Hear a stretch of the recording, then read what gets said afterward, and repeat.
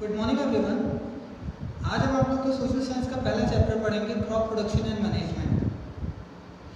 बहुत समय पहले जब इंसान शिकार करते थे और जंगल में रह के अपना खाना कलेक्ट करते थे, उस टाइम जो वो खाना खाते थे वो कच्चा ही खाते थे।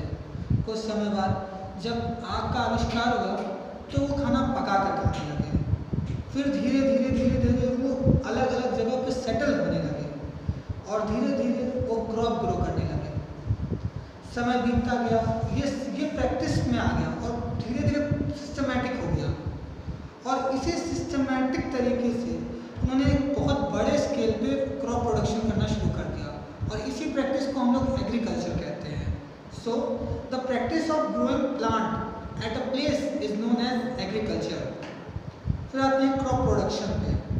जब हम लोग एक ही तरीके का प्लांट पूरे फील्ड में ग्रो करें, उसको हम लोग क्रॉप कहते हैं। क्रॉप बहुत तरीके से क्लासिफाई की जा सकती है, इस बेसिस पे कि वो इंसान के किस काम आती है, इस बेसिस पे कि वो किस तरह खाई जाती है, इस बेसिस पे कि वो किस सीजन में ग्रो की जाती है, और इस बेसिस पे कि वो फाइनेंशियली कितना हम लोग को सपोर्ट कर सकती है। जो क्रॉप फाइनेंशियल बेनिफिट के लिए बनाई जाती है, फाइनेंशियल बेनिफिट के लिए, उसे हम लोग कैश क्रॉप कहते हैं। उसे बेचने से फार्मर्स को बहुत फ़ायदा होता है और इसीलिए उसका नाम कैश क्रॉप रखा गया है। कैश क्रॉप में आपका मेनली टोबैको आता है, कॉटन आता है, ये सब कैश क्रॉप में आते हैं। क्रॉप्स बहुत तरीके की होती हैं। पहला हो गया सीरियल। सीरियल में आपका आ गया जो दाल चावल आप रोज़ खाते हैं, वीट, पैडी, मेज एक्सेट्रा। फिर आता है वेजिटेबल यानी सब्जी भाजी, तरकारी।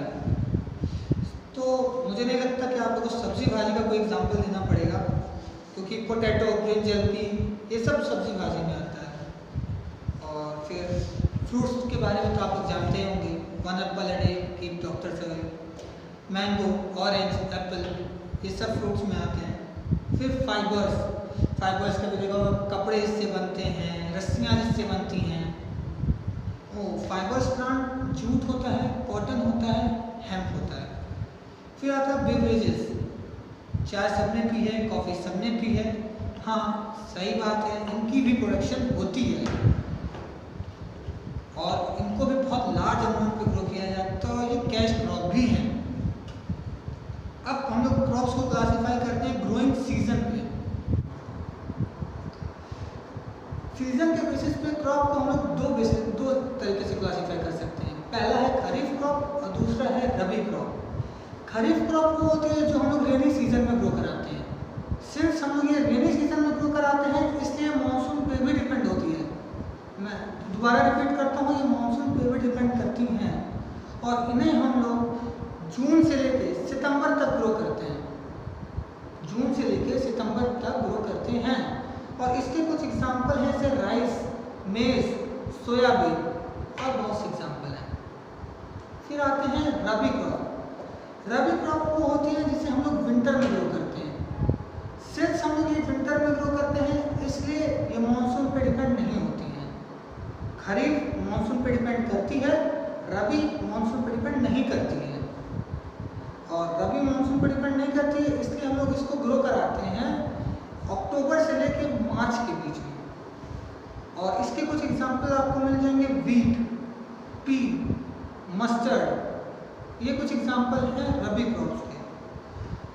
अब भाई हम लोग को एग्रीकल्चर करना है तो उसके कुछ बेसिक्स नियम होते हैं, एक आउटलाइन होती है, गाइडलाइन होती है, जिसे हम लोग को फॉलो करना ही पड़ेगा। तो कुछ बेसिक मेजर स्टेप्स होते हैं एग्रीकल्चर में और इन्हीं डिफरेंट प्रैक्टिसेस को जिसे हम लोग ने अपनाया है क्रॉप प्रोडक्शन के लिए, इसे हम लोग एग्रीकल्चर प्रैक्टिस बोलते हैं। क्या बोलते हैं? Agriculture practice.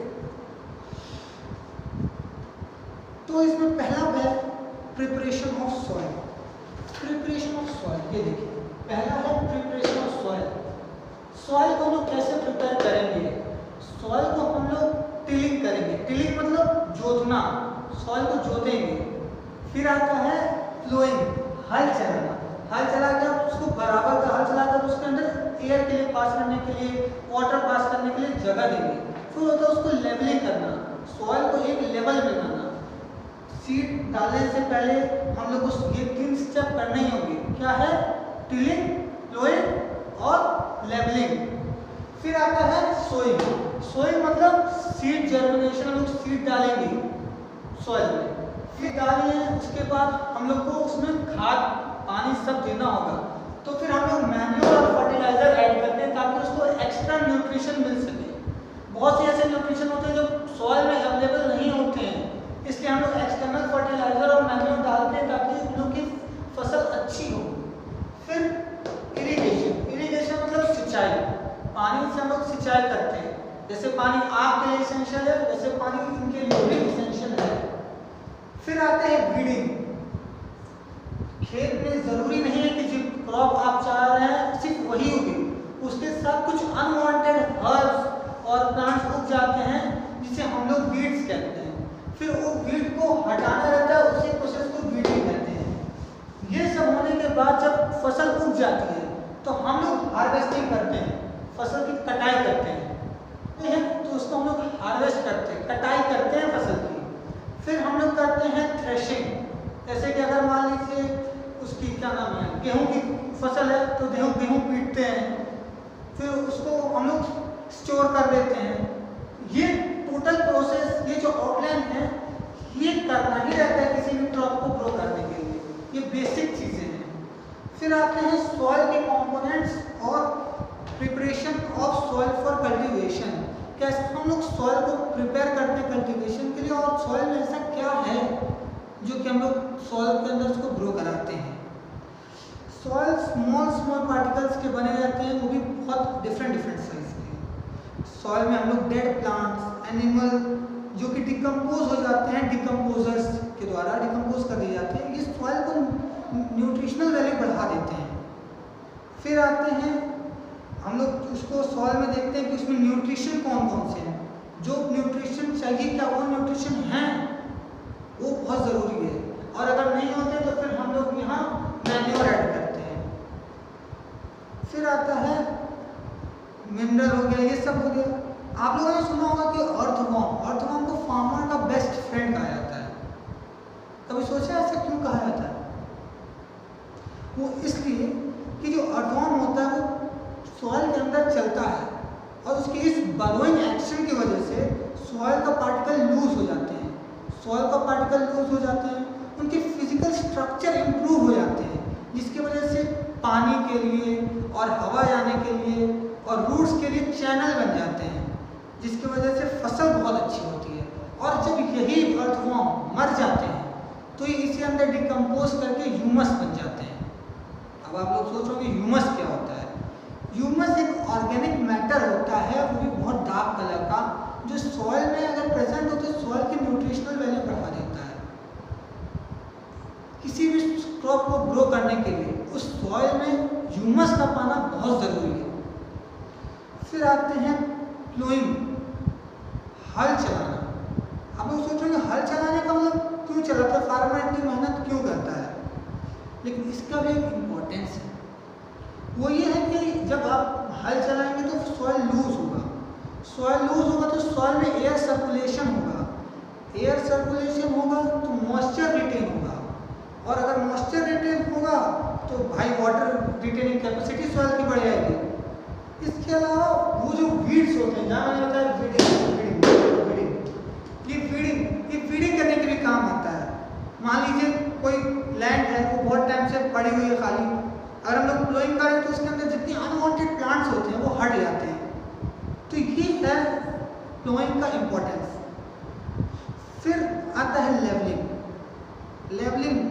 प्लोइंग करेंगे तो आप लोग सॉइल्स, कभी आप लोग अगर सच में देखे होंगे, गाँव में गए होंगे, देखे होंगे, तो जब हम लोग हल चलता है तो मिट्टी के बड़े बड़े ठेले टाइप के आ जाते हैं, इतने बड़े बड़े, उससे हम लोग क्रम बोलते हैं। और फिर प्लोइंग के बाद हम लोग सॉइल को एक लेवल में लाते हैं, एक लेवल में, उसी को हम लोग लेवलिंग कहते हैं। अब इसको एक लेवल में कैसे लाया जाए?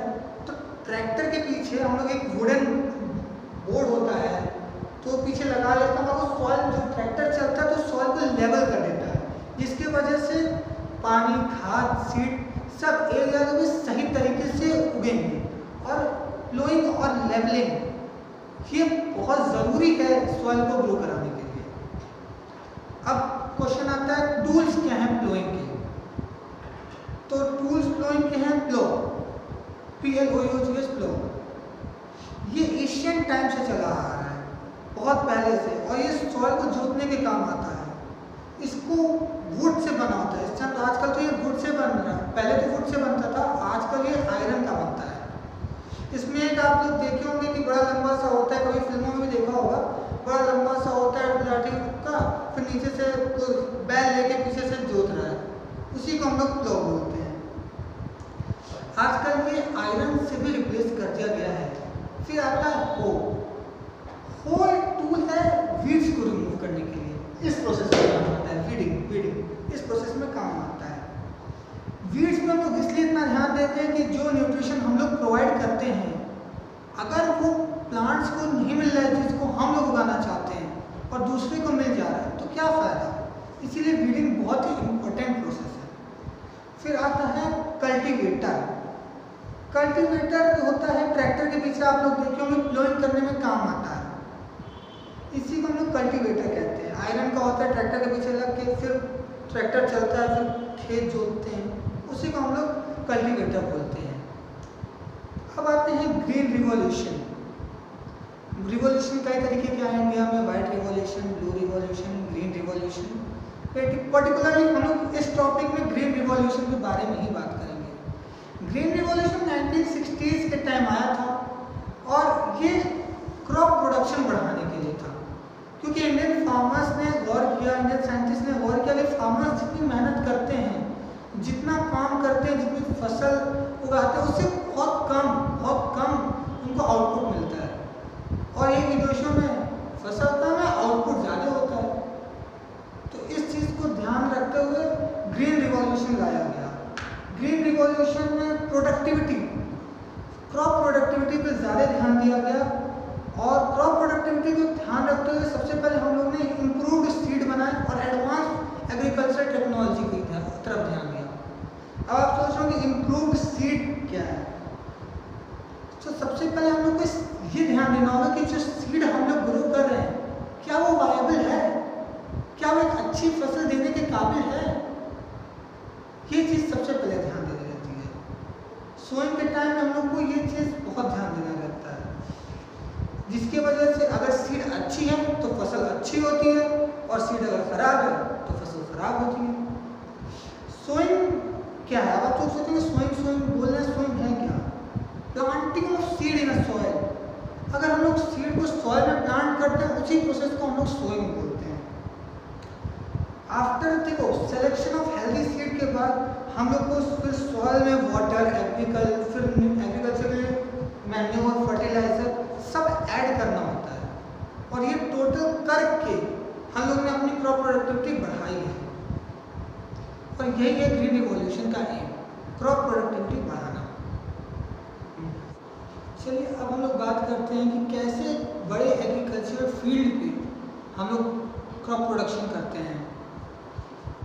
तो सीड को ग्रो करने के लिए काफ़ी मेथड्स हैं, जिसमें पहला मेथड है ब्रॉडकास्टिंग। ब्रॉडकास्टिंग में सीड मैनुअली ग्रो की जाती है। ऐसे कि आप लोग ने कभी देखा होगा मूवीज में कि फार्मर टोकरी लेके ऐसे ऐसे ऐसे ऐसे सीड को फेंक रहा है इधर उधर।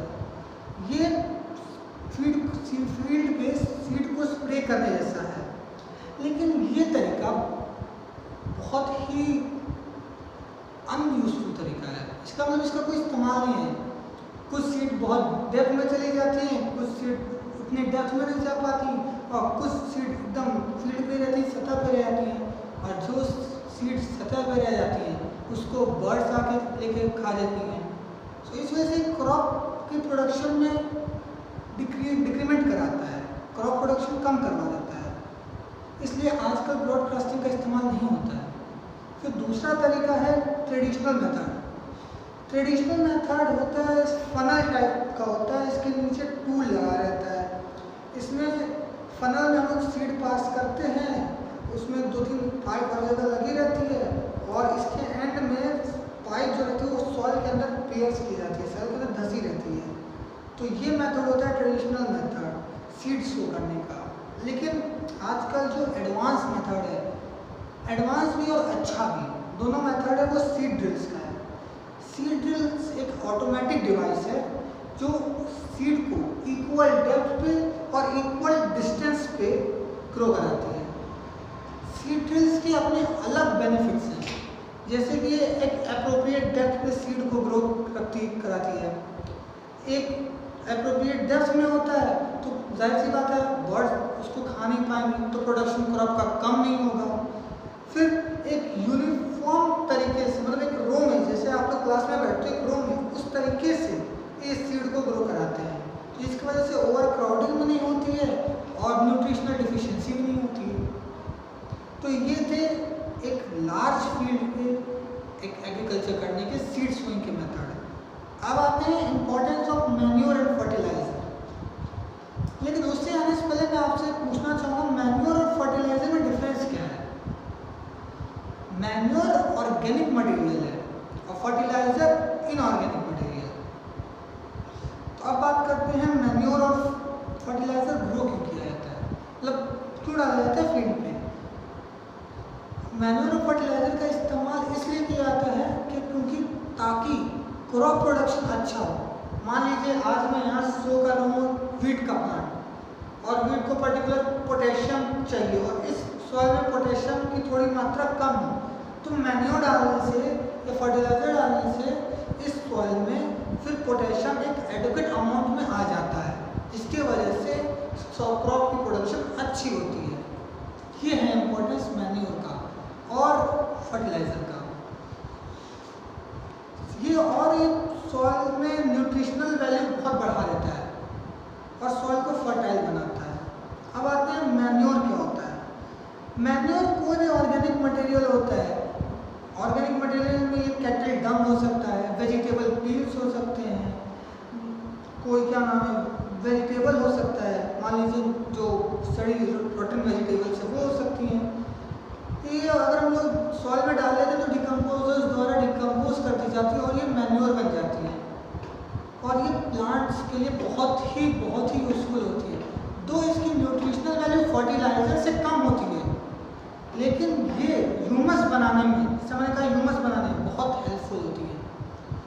और इसका एडवांटेज ये है कि सॉइल के टेक्सचर, सॉइल के कलर और कोई बहुत डार्क करता है, ह्यूमस आता है, ह्यूमस डार्क करता है तो सॉइल का टेक्सचर भी इम्प्रूव करता है। फिर वाटर रिटेनिंग कैपेसिटी, मॉइस्चर, इसको भी इम्प्रूव करता है और इसमें सारे न्यूट्रिशन जो सॉइल में उसको बढ़ाता है। लेकिन मैं फिर भी कहता हूँ कि न्यूट्रिशनल कैपेसिटी फर्टिलाइजर ज़्यादा बढ़ाता है मैन्योर से। और ये जो मैन्योर होता है ये सॉइल में माइक्रो ऑर्गेनिज्म का नंबर बढ़ा देता है, इसकी वजह से सॉइल फर्टाइल हो जाता है। अब आते हैं फर्टिलाइजर पे। तो फर्टिलाइजर क्या है? फर्टिलाइजर वो सब्सटेंस है, मेनली इनऑर्गेनिक न्यूट्रिशन जो बढ़ाए उसे हम लोग फर्टिलाइजर कहते हैं। इनऑर्गेनिक न्यूट्रिशन जैसे कि सोडियम, पोटेशियम, इस तरह के जो न्यूट्रिशन बढ़ाए तो उसको हम लोग फर्टिलाइजर कहते हैं। कुछ फर्टिलाइजर के नाम है यूरिया, एनपीके। एनपीके मतलब एन से नाइट्रोजन, पी से पोटेशियम, पी से फास्फोरस, के से पोटेशियम, एनपीके। फिर आता है पोटेशियम क्लोराइड। ये बहुत तरीके के फर्टिलाइजर्स हैं जो फार्मर्स द्वारा इस्तेमाल किए जाते हैं एग्रीकल्चर में। लेकिन फर्टिलाइजर्स को ज़्यादा इंकरेज नहीं किया जाता है। इसके पीछे भी रीज़न है, क्योंकि केमिकल फर्टिलाइजर्स जो कि मान लीजिए आप इरिगेशन करेंगे तो पानी द्वारा ये उसमें आपके वाटर बॉडीज़ में आ जाएगा। फिर वाटर बॉडीज़ में आके वाटर बॉडीज़ के जो एनिमल्स होते हैं उनको भी हार्म करता है, प्लस ये वाटर पोल्यूशन कॉज करता है। वाटर पोल्यूशन कॉज करने के अलावा ये जब वही वेजिटेबल्स आप खाएंगे, मान लीजिए आप किसी वेजिटेबल पे कोई फर्टिलाइज़र है और वो वेजिटेबल आप खाते हैं तो बिना धोए, तो वो वेजिटेबल तो आपको भी हार्म करेगा। जैसे कि बहुत पहले एक फर्टिलाइजर इस्तेमाल कर रहे थे डीडीटी, तो वो भी हार्म करता था। अब ये काफ़ी कंट्रीज़ में बैन कर दिया गया है। ये सॉइल की न्यूट्रिशनल कैपेसिटी कम कर देता है फर्टिलाइज़र, इसलिए भी फर्टिलाइजर्स का हम लोग इस्तेमाल नहीं करते हैं। अब आता है, क्योंकि सॉइल की एक पर्टिकुलर पीएच होती है, इस पे ये फर्टाइल होता है, तो ये पीएच को भी इधर उधर कर देता है, चेंज कर देता है, तो ये फर्टिलिटी को रिड्यूस कर देता है। कुल मिला के फर्टिलिटी को रिड्यूस करता है, पॉल्यूशन कॉज करता है और हेल्थ के लिए डेंजरस है। इसलिए ये फर्टिलाइजर्स को हम लोग कम इंकरेज करते हैं और हम लोग ऑर्गेनिक फार्मिंग, आज का जो ट्रेंड चल रहा है वो ऑर्गेनिक फार्मिंग का चल रहा है, तो ऑर्गेनिक फार्मिंग को ज़्यादा सपोर्ट करते हैं। अब आप सोचेंगे कि फर्टिलाइजर और मैन्योर में डिफरेंस क्या है, तो जैसा कि मैंने पहले बताया, फर्टिलाइजर इनऑर्गेनिक मटेरियल है, इनऑर्गेनिक मटेरियल होता है और मैन्योर ऑर्गेनिक मटेरियल होता है। फर्टिलाइजर्स हम लोग फैक्ट्री में बनाते हैं, आप लोग सुने होंगे फर्टिलाइजर फैक्ट्री, और मैन्योर हम लोग घर में बना सकते हैं, किचन से लाए सड़ी सब्जियां, वेजिटेबल पील्स, काउ डंग, इससे हम लोग मैन्योर बना सकते हैं। फर्टिलाइजर्स का ह्यूमस प्रोडक्शन में कोई इस्तेमाल नहीं है, उसका कोई रोल नहीं है ह्यूमस प्रोडक्शन में, लेकिन मैन्योर का रोल है ह्यूमस प्रोडक्शन में। प्लस फर्टिलाइजर एक पर्टिकुलर न्यूट्रिशन के लिए सॉइल को मतलब रिच करता है, और ये इसका जैसे कि मैंने पहले कहा न्यूट्रिशनल वैल्यू इसकी कम है थोड़ी सी। अब आते हैं क्रॉपिंग पैटर्न पे। इंडिया में तो फार्मर्स किसी भी तरीके से क्रॉप को ग्रो करा देते हैं, लेकिन अब कुछ रूल्स हैं, क्रॉपिंग पैटर्न्स हैं। क्रॉपिंग पैटर्न्स 3 तरीके के, पहला मिक्स्ड क्रॉपिंग, दूसरा है इंटर क्रॉपिंग और तीसरा है क्रॉप रोटेशन। तो मिक्स्ड क्रॉपिंग के बारे में बात करते हैं।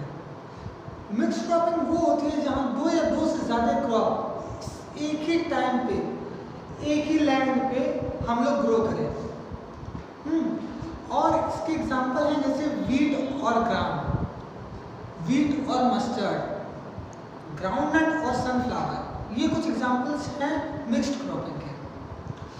मिक्स्ड क्रॉपिंग के क्रॉप्स को ऐसे चुना जाता है कि उनका जो सॉइल से न्यूट्रिशन अपटेक हो ना, मिनरल अपटेक हो, वो अलग अमाउंट का हो। जैसे ये कुछ अलग अमाउंट का मिनरल अपटेक करे, ये कुछ अलग अमाउंट का, और ये सॉइल की फर्टिलिटी भी बढ़ाता है। अब आप सोचेंगे फर्टिलिटी कैसे बढ़ाता है? सॉइल की फर्टिलिटी इस तरह बढ़ाता है कि वो माइक्रोबियल एक्टिविटीज जो सॉइल में होती है उनको बढ़ा देता है, जिसकी वजह से सॉइल की फर्टिलिटी बढ़ जाती है। तब अगला है इंटरक्रॉपिंग। इंटरक्रॉपिंग ऐसा होता है कि इंटरक्रॉपिंग में भी 2 या 2 से ज़्यादा क्रॉप एक ही फील्ड पे ग्रो करते हैं, लेकिन एक डेफिनेट पैटर्न में। डेफिनेट पैटर्न में एक अलग अलग पैटर्न, मान लीजिए इस तरह का ग्रो करा रहे हैं और एक इस तरह ग्रो करा रहे हैं, तो एक पैटर्न होता है उसको ग्रो कराने में। इसके एग्जाम्पल आपको मिल जाएंगे कॉलीफ्लावर और चिली। ये दोनों को हम लोग एक ही साथ ग्रो कर सकते हैं, लेकिन अल्टरनेटिव रो में। अल्टरनेटिव रो का मतलब है, ये देखिए, अगर ये ऐसे फील्ड है ना, तो एक लाइन में हम लोग कॉलीफ्लावर ग्रो करा देंगे और एक लाइन में चिली, फिर एक लाइन में कॉलीफ्लावर, एक लाइन में चिली, एक लाइन में कॉलीफ्लावर, एक लाइन में चिली। तो इस तरह होता है ये इंटरक्रॉपिंग। ये है इंटरक्रॉपिंग। इंटरक्रॉपिंग में हम लोग ये इंश्योर करते हैं कि न्यूट्रिएंट का यूटिलाइजेशन मैक्सिमम हो, कि जो हम लोग न्यूट्रिशन प्रोवाइड कर रहे हैं वो मैक्सिमम यूटिलाइज हो जाए। और क्रॉप को हम लोग इस तरह से, क्रॉप सिलेक्शन भी तो इम्पोर्टेंट है कि हम लोग ऐसे ही किसी क्रॉप को नहीं उगा सकते। क्रॉप सिलेक्शन लोग ऐसा क्रॉप चुनते हैं जिनका न्यूट्रिएंट रिक्वायरमेंट अलग अलग हो, इसको कुछ और चाहिए और इसको कुछ और। फिर आप बात करते हैं क्रॉप रोटेशन पे। क्रॉप रोटेशन का मतलब होता है डिफरेंट क्रॉप्स का न्यूट्रिशन रिक्वायरमेंट अलग अलग होता है, तो हम लोग न्यूट्रिशन लॉस को रोकने के लिए पहले कुछ अलग क्रॉप लगाते हैं, फिर अगले सीजन में अलग क्रॉप लगाते हैं, एक ही क्रॉप ग्रो करने के बजाय। फॉर एग्जांपल हम लोग पहले लेग्यूम मतलब जैसे कि लेग्यूमिनस फैमिली होती है, उसमें जो प्लांट्स होते हैं उसे लेग्यूम प्लांट बोलते हैं। तो लेग्यूम में आपका फॉडर क्रॉप हो गया, फॉडर क्रॉप। पहले हम लोग एक सीजन में लेग्यूम ग्रो करेंगे, फिर अगले सीजन में पैडी, लेग्यूम फिर पैडी, ये होता है क्रॉप रोटेशन। और जहाँ तक लेग्यूम के बारे में आप लोग को बता दूँ, तो लेग्यूम्स में राइजोबियम बैक्टीरिया होते हैं। ये राइजोबियम बैक्टीरिया होते हैं, ये नाइट्रोजन फिक्सेशन करते हैं, एटमॉस्फेरिक नाइट्रोजन को प्लांट्स के अनुकूल नाइट्रोजन जो लेते हैं उनके हिसाब से करते हैं, और ये इनके रूट्स में होते हैं। इसमें होता है जैसे कि ये रूट्स हो गया, ये रूट्स हो गया, इसमें यहाँ नोड्यूल्स की तरह पाए जाते हैं। कभी भी आप कोई भी दाल का पौधा है ना, दाल का पौधा, उसको उखाड़िएगा तो आपको उसके रूट्स में नोड्यूल मिलेंगे, और वही है साइट राइजोबियम, यही साइट है राइजोबियम की। ये क्या करते हैं? नाइट्रोजन फिक्सेशन करते हैं, नाइट्रोजन फिक्सेशन। तो यही सब था क्रॉप रोटेशन के बारे में। अब आप सोचेंगे कि इरिगेशन के बारे में बात करते हैं। जाहिर सी बात है, इरिगेशन एक बहुत ही इंपॉर्टेंट प्रोसेस है, क्योंकि पानी जैसे आपके लिए इंपॉर्टेंट है, उसी तरह प्लांट्स के लिए भी इंपॉर्टेंट है।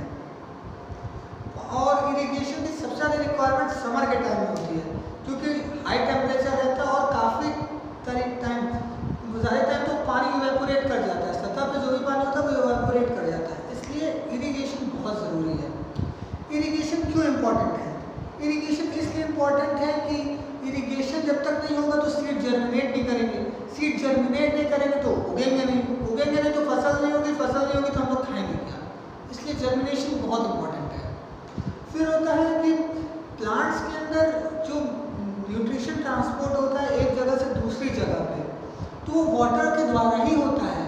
वाटर में सॉल्युबलाइज हो जाते हैं न्यूट्रिशन और फिर एक जगह से दूसरी जगह पे जाते हैं, इसलिए भी वाटर इम्पोर्टेंट है। फिर वाटर हम लोग को वाटर प्लांट्स को भी हॉट करंट और फ्रॉस्ट करंट दोनों से बचाता है। वाटर इसलिए प्रोटेक्ट करता है, किससे प्रोटेक्ट करता है? हॉट करंट और फ्रॉस्ट करंट दोनों से प्रोटेक्ट करता है।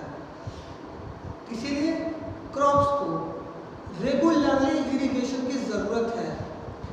अगर इरिगेशन होगी तभी क्रॉप हेल्थी होगी। सो बेसिकली इरिगेशन की जो प्रैक्टिस होती है, जैसे कि वेल से पानी लिया जाता है, कनाल से पानी लिया जाता है, फिर वाटर बेस से पानी लिया जाता है, ये डिपेंड कर कई बार तो क्रॉप पे भी डिपेंड करता है कि कितना अमाउंट ऑफ वाटर चाहिए।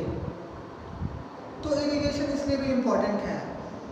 Traditional methods of irrigation, traditional method देखिए, ट्रेडिशनल मेथड्स है पानी इरिगेशन के, जैसे कुएं से पानी लाना, लेक से पानी लाना, कैनाल से पानी लाना, ये सब, और इन सब की रिक्वायरमेंट होती है ह्यूमन लेबर से, या तो जानवर लगा देंगे या तो ह्यूमन लेबर दो ही में है वहाँ से पानी लाने के।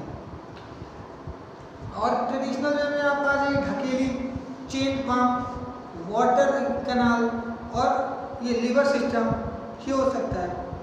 आजकल पंप सिस्टम भी आ गया है जो अंडरग्राउंड वाटर को लिफ्ट करता है, तो लेकिन इसके लिए आपको बायोगैस, इलेक्ट्रिसिटी या सोलर एनर्जी चाहिए। अब आते हैं इरिगेशन के मेथड्स पे, और बेसिकली हम लोग इसमें मॉडर्न मेथड्स की बात करेंगे इरिगेशन की। तो पहला है स्प्रिंकलर सिस्टम। स्प्रिंकलर सिस्टम क्या होता है? इसमें मान लीजिए फील्ड है, इस फील्ड में चारों तरफ पाइप है, मान लीजिए अब पाइप है। अब पाइप में ऊपर एक परपेंडिकुलर इस तरह नोजल होता है और ये उठता है, जमीन से ऐसे उठता है और ये घूमता है, रोटेट करता है, और यहाँ से पानी निकलते हैं, और यहाँ से जो पानी निकलते हैं बहुत ही हाई प्रेशर से निकलते हैं, जिसकी वजह से ये दूर तक जाते हैं और ये इरिगेशन में बहुत हेल्प करते हैं। इरिगेशन में ये मेनली सैंडी सॉइल होता है, जो रेतीला जैसे कि सॉइल होता है। राजस्थान जैसे इलाके में जो इरिगेशन होता है मेनली इसी मेथड से होता है, क्योंकि वहाँ का सॉइल सैंडी सॉइल है, वहाँ का सॉइल ज़्यादा वाटर रिटेन नहीं कर पाता है, इसलिए उसे सैंडी सॉइल कहते हैं। और ये उसी चीज़ के लिए, वहाँ के लिए बहुत इम्पोर्टेंट है। फिर आता है drip system. Drip system mainly ये होता है कि एक प्लांट है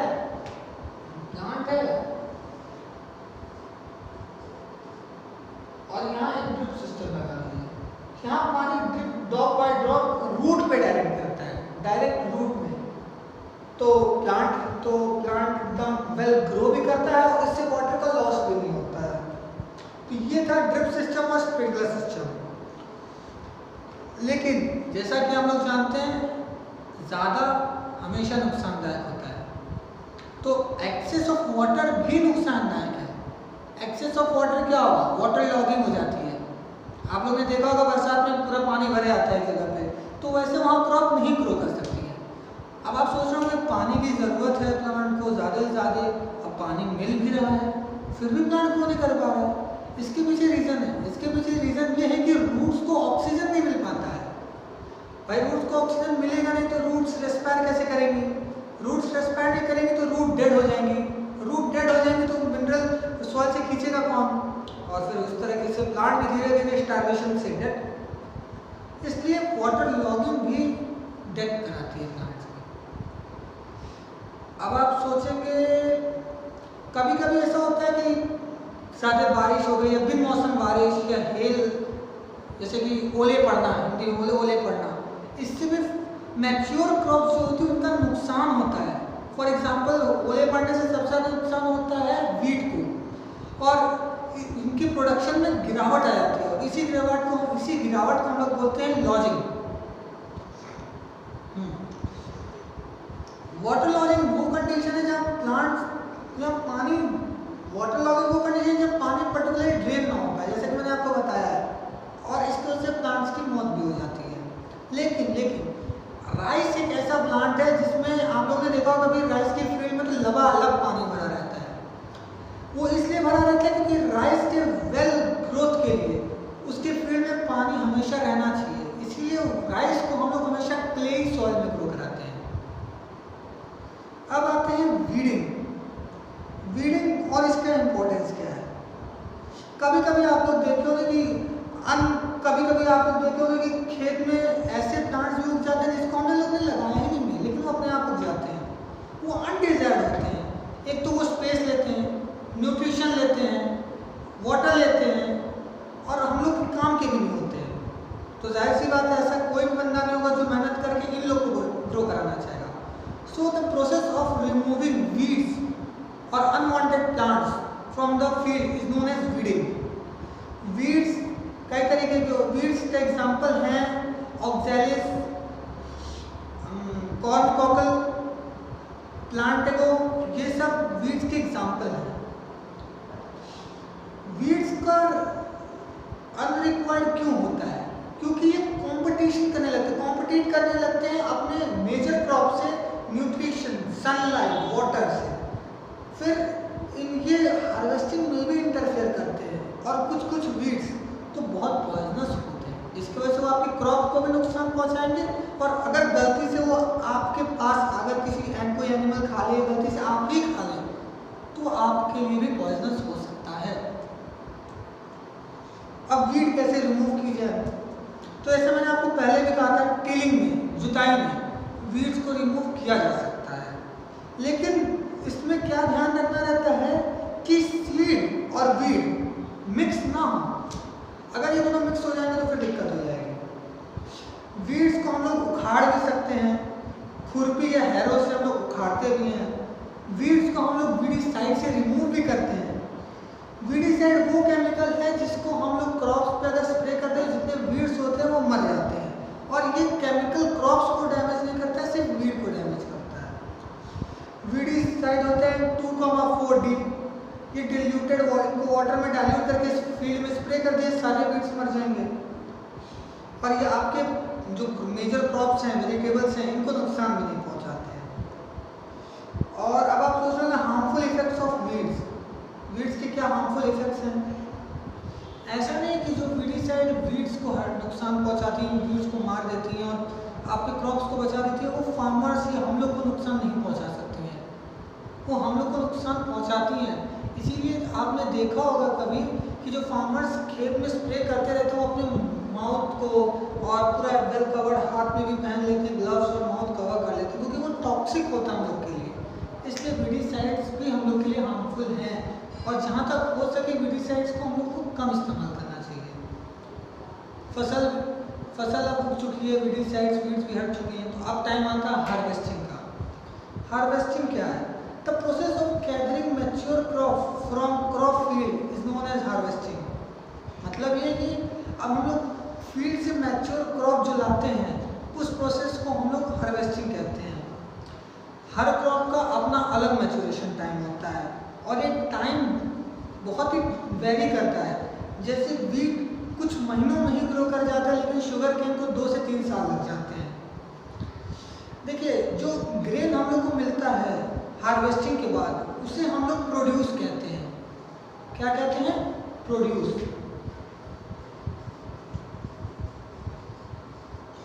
ये प्रोड्यूस, और ये प्रोड्यूस ही है जो हमें बताता है कि हमारी क्रॉप यील्ड क्या है। ये प्रोड्यूस है जो हम लोग को बताता है क्रॉप यील्ड क्या है। हम लोग की प्रोड्यूस, ग्रेन से हम लोग को प्रोड्यूस मिलता है, और ये प्रोड्यूस ही बताएगा कि आपकी क्रॉप यील्ड क्या है, आपको आपकी क्रॉप यील्ड अच्छी हुई है या आपकी क्रॉप यील्ड खराब हुई है ना। हार्वेस्टिंग के काफी मेथड्स होते हैं, जैसे कि सिकल से हम लोग लेके काटे हैं, जैसे फार्मर से काटते हैं, कभी देखा होगा फार्मर करके ऐसे काटा है सिकल से, या फिर ट्रैक्टर से। जैसे कि ट्रैक्टर से यूजुअली हार्वेस्टर पीछे लगा दिया था, ट्रैक्टर चलता है, ये एक्चुअली पैडी फील्ड के लिए ज़्यादा कंफर्टेबल होता है, उन लोग के लिए ज़्यादा सही होता है। या फिर अब जब फ्रूट्स और वेजिटेबल के लिए आ गए तो हम लोग हाथ से पिकअप कर लें। थ्रेशिंग क्या है? थ्रेशिंग है separation of grains from chaff. Separation of grains, जो ग्रेन्स जो हम लोग का यील्ड है उसको क्रॉप प्लांट से उससे सेपरेट करने को हम लोग थ्रेशिंग कहते हैं। और ये एक मशीन के द्वारा किया जाता है जिसको हम लोग कंबाइन बोलते हैं। क्या बोलते हैं? कंबाइन। कंबाइन हार्वेस्टिंग का भी फंक्शन करता है, थ्रेशिंग का भी फंक्शन करता है एक साथ, और ये बहुत ही एफिशिएंटली वर्क करता है, और ये बहुत ही कम अमाउंट ऑफ फॉडर प्रोड्यूस करता है वीट में। और जो बचा क्रॉप होता है तो फार्मर उसको बर्न कर देते हैं।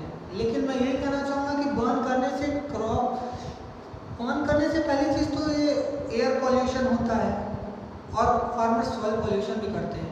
उस सॉइल की फर्टिलिटी कम कर देते हैं उसको बर्न करने से, तो इसलिए ये हार्मफुल है। अब आपने हार्वेस्टिंग भी हो गई, अब इसको स्टोर कहाँ किया जाए? जैसे कि अब आप कहीं तो आपको इसको स्टोर करना पड़ेगा, तो और स्टोर ऐसे करना पड़ेगा कि वो पेस्ट और रोडेंट से बचे रहें, नहीं तो आपको क्या फ़ायदा? वो पेस्ट और रोडेंट से बचे रहेंगे, उसको ऐसे स्टोर करना है। तो उसके लिए कुछ तरीके हैं, जैसा कि कई बार फार्मर्स अपने जो यील्ड होती है उसको धूप में सुखा देते हैं, उसके बाद रखते हैं। वो ऐसे इसलिए करते हैं कि उसमें से मॉइस्चर हट जाए। मॉइस्चर हट जाएगा तो उसमें से पेस्ट नहीं लगेंगे, बैक्टीरिया, फंजाई, ये सब नहीं आएंगे उसमें। फिर कहीं कहीं आप गांव में देखते हो कि ग्रैंडीज या सेलोज होते हैं, लार्ज स्केल में जब ग्रेन्स को एक जगह इकट्ठा करके रखा जाता है उसमें ये काम आते हैं, और ये रोडेंट और पेस्ट से भी मतलब फ्री होते हैं।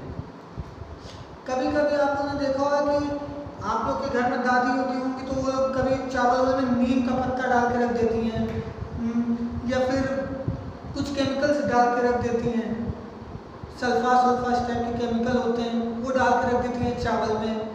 क्यों? क्योंकि वहाँ पेस्ट या फिर कुछ और ना लगे, आपका जो प्रोड्यूस है, आपको जो यील्ड है वो आपकी खराब ना हो, इसलिए।